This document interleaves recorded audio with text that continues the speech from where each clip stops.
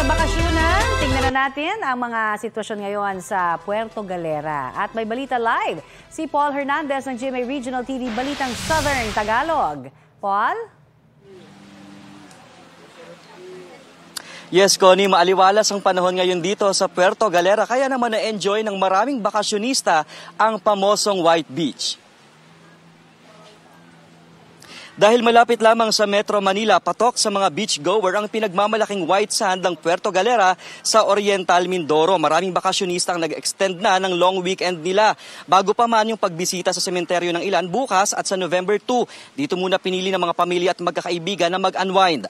Bukod sa swimming, iba't ibang water activities naman ang pwedeng ma-enjoy gaya na lang ng snorkeling, jet ski at banana boat rides. Saan man ibaling ang paningin, talagang breathtaking view ang ma-enjoy mo. At kung gutom na sa pamamasyal, hindi problema yan dahil kabi-kabila ang makakainan dito kung hanap naman ang food trip.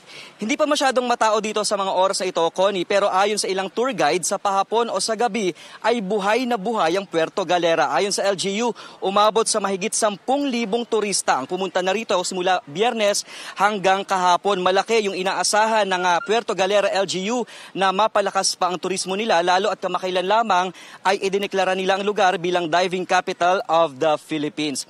Connie, may tourist marshal at tourist police na nakaantabay dito sa Puerto Galera. Gayun din yung mga health worker para naman sa mga mangangailangan ng medical assistance. Connie.